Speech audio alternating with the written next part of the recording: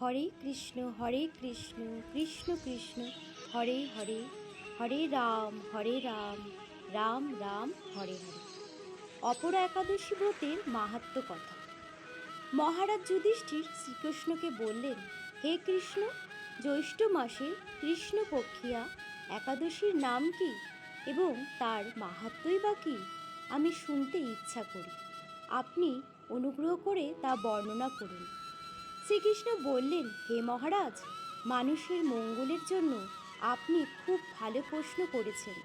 বহু পুণ্য প্রদানকারী, মহাপাপ বিনাশকারী ও পুত্রদানকারী এই একাদশী অপরা নামে খ্যাত।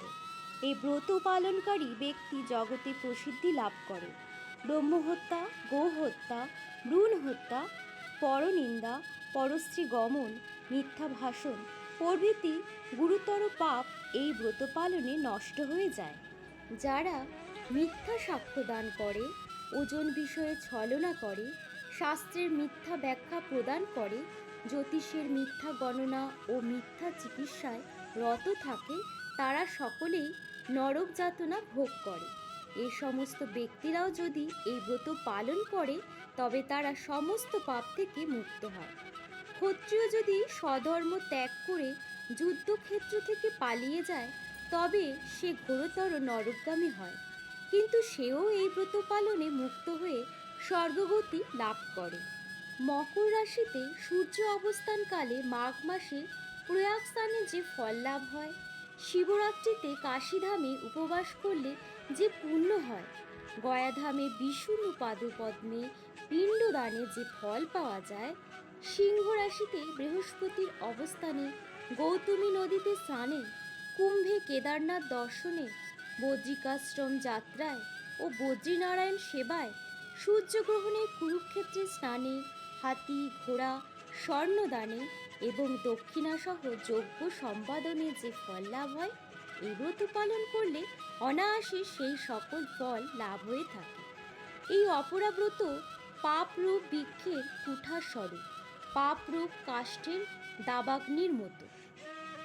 পাপরূপ অন্ধকারের সূর্য সদৃশ্য এবং পাপ হস্তের সিংহ স্বরূপ। এই ব্রত পালনে না করে যে ব্যক্তি জীবন ধারণ করে, জলে বুদবুদের মতো তাদের জন্ম মৃত্যুই কেবল সার হয়। অপরা একাদশীতে উপবাস করলে, বিষ্ণু পূজা করলে সর্বপাপ মুক্ত হয়ে বিষ্ণুলোকে গতি হয়।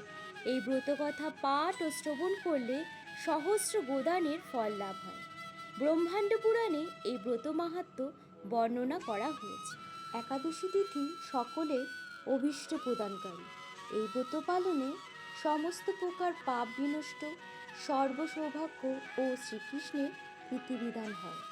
নারী পুরুষ নির্বিশেষে 8 থেকে 80 বছর বয়স পর্যন্ত যে কোনো ব্যক্তি ভক্তি সহকারে পবিত্র একাদশী ব্রত পালন করা কর্তব্য।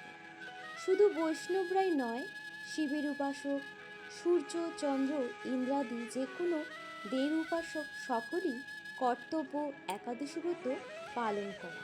একাদশীতে শস্য মধ্যে সমস্ত পাপ অবস্থান করে, তাই চাল ডাল আটা ময়দা সুজি সরিষা আদি জাতীয় খাদ্যদ্রব্য একাদশীর দিনে বর্জন করা উচিত। জয় শ্রীকৃষ্ণ। রাধে রাধে। গোপাল গোপাল। হরি বল।